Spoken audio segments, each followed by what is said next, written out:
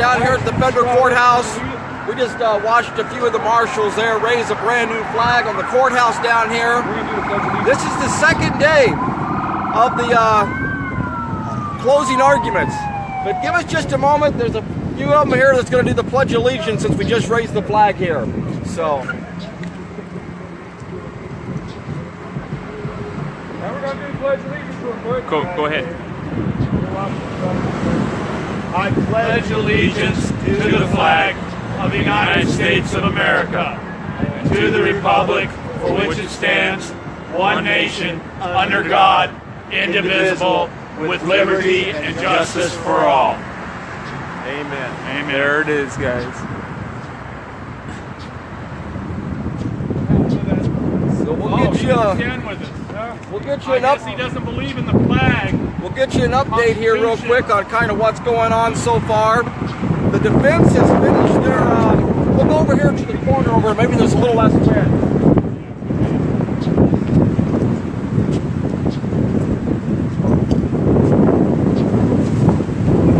Try to get over here in the corner. Maybe there's less wind over here. I'm not for sure. Hopefully everybody can hear us okay. We had 3 more defendants. Their lawyers go up and do closing arguments. We had, so we're finished now. The prosecution's up there right now, finishing up with closing arguments. And then today, both sides should totally rest, and the jurors should get this case. We are hoping and praying that the jurors actually start deliberating even as early as today, but we don't know that just yet. But Mr. Jackson, Greg Burleson's attorney, he gave closing arguments. Ricky Loveland's attorney, Perez, gave closing arguments. And the very last one was Scott Drexler's attorney, Todd Leventhal. Todd Leventhal. And he gave an awesome closing arguments. The best closing arguments, I almost feel, of all of it so far. It really wrapped this whole case up today. I was in there for most of this closing arguments. He got to play the video again, and he played it just perfectly. The video of Margaret Houston being thrown to the ground. He got to explain it in these closing arguments. Dave Bundy's arrest, Ammon Bundy being tased. All these things got brought up. The snipers up on the hill. All this got introduced. It was a fight that we've been trying to fight all along. And it got introduced today. Got a few objections while I was in there. The prosecutors tried to object to a few of the things that he was talking about, but all of that got introduced. He even asked, where is Dan Love? Dan Love hasn't been here in this trial. He was the one person that was part of the indictment that testified between to the grand jurors. We did not get his testimony in here, and that was crucial. And so that was some of the stuff we got missed. One thing, and I don't know if I wrote it down exactly right, but Todd Leventhal said, you will never know what hunger is, or you will never know what poverty is unless you don't have it. It's the same thing with the Constitution. He said, your First Amendment right. Unless you need it or don't have it, you will never know what it's like to be without it. And I thought that was a pretty powerful statement from him, and he got objected to it, but that's what he said to the jurors. I'll let Andrea give you some more detailed updates here. We can actually turn that around out here. Okay, so when Perez was arguing for Ricky Loveland, he used the Where's Waldo approach, because he said, you know, there's FBI agents that say they spent thousands of hours looking through all of these pictures, and they found a whole 8 photos of Ricky Loveland. He was never seen assaulting anyone, and no threats were made. He was running, what did he say? He was named a co-conspirator for running security for the Bundys. He had lots of things on Facebook, but it was mostly reposts. He went about talking about a person that posted to him about wanting to get into the militia, and what did he say? He said the entire part of the militia going to Nevada was to prevent violence and not to start it. That was a quote from his own Facebook that was brought in. He never pointed a weapon. They brought up the dots that they did, and they proved that Ricky Loveland wasn't actually on the bridge until 2:45, and so he actually wasn't there at that time. He quoted Parker. Parker says, "We jumped into a truck of a guy we didn't know," saying that none of these people knew each other.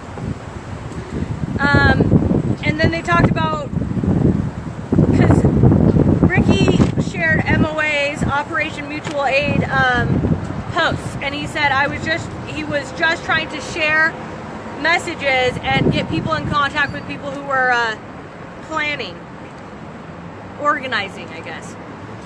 He never said, "Grab your gun, go and let's go fight the feds." He shared the Bundys need help in Nevada. So that wasn't his Facebook words. He shared Ryan Page messages saying, "Here is the person to contact." So that's basically why he was sharing the MOA's post. Then we go into Jackson, got up and did the same thing for Burleson. He talked about how Longbow offered him alcohol and that they were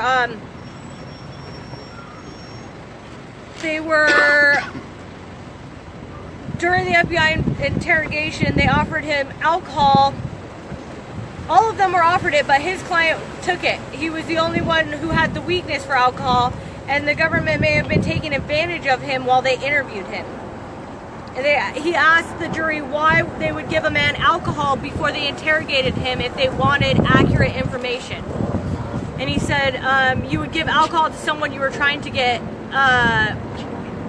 inflammatory statements from. And he said the video evidence shows the government's narrative is untrue.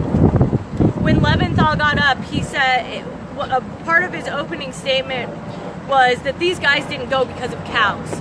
And that's why he brings in the Dave Bundy arrest. He brings in the Margaret Houston. He brings in the First Amendment zone. He was also able to get, what was that guy's name? The governor of Nevada at the time? His statements. And we didn't just get to see the headline this time. He actually read Sandoval, is that right? Sandoval's statement about, let's see, the BLM decides to corner off a small area in the desert to practice your First Amendment. No, that was what Leventhal said. I don't see it.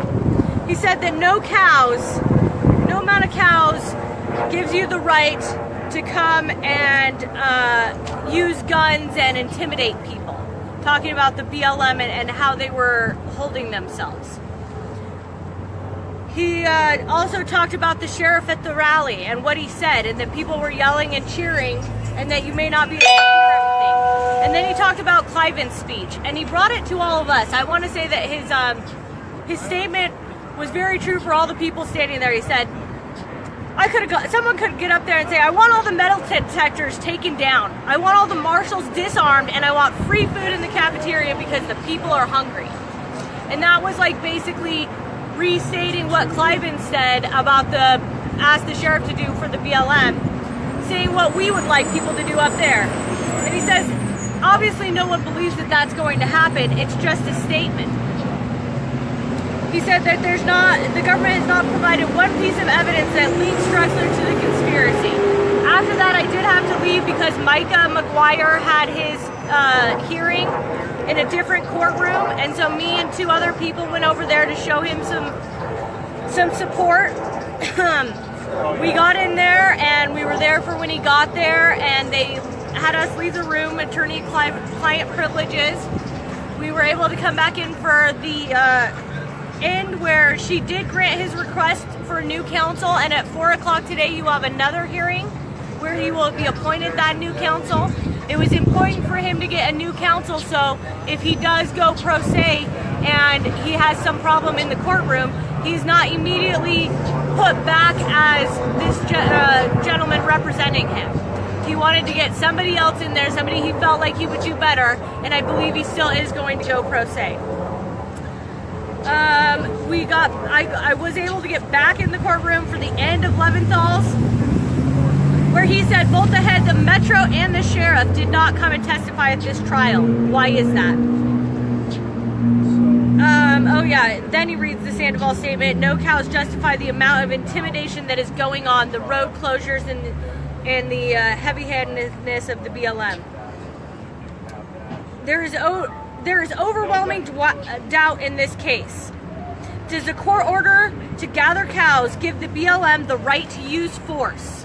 And he ended his with, my dad used to say, if you don't stand for something, you will fall for anything. And he looks at the jurors and he says, don't fall for this. And he points at the prosecution. And that's how he ended his closing argument. So overall, I think the defense team did very, very well. But what we have here is we still have these jurors that are fixing to go up there. And what we need from you all right now is the prayers.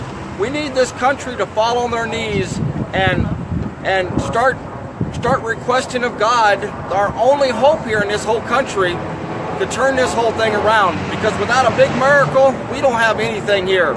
The government has presented tons and tons of lies for 8 weeks, and they have done cumulative lies over and over and over again, trying to instill in the jurors' mind things that did not happen. The prosecutors weren't there. These officers that testified up here, the ones that were important didn't show up. The ones that weren't there testified here of things and Facebook posts and things that they tried to twist the words around to put incriminating evidence against these men that they didn't even do. These prosecutors don't know when them people showed up. They don't know what if they had a conspiracy going. There was no conspiracy.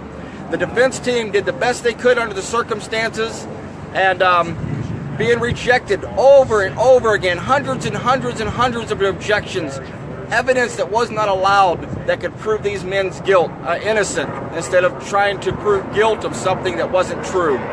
So anyway, we'll have you another update before the day's over with to try to let you know the actual schedules that we find out, whether we're going to still be in jury deliberation tomorrow or not, or it's going to be Monday.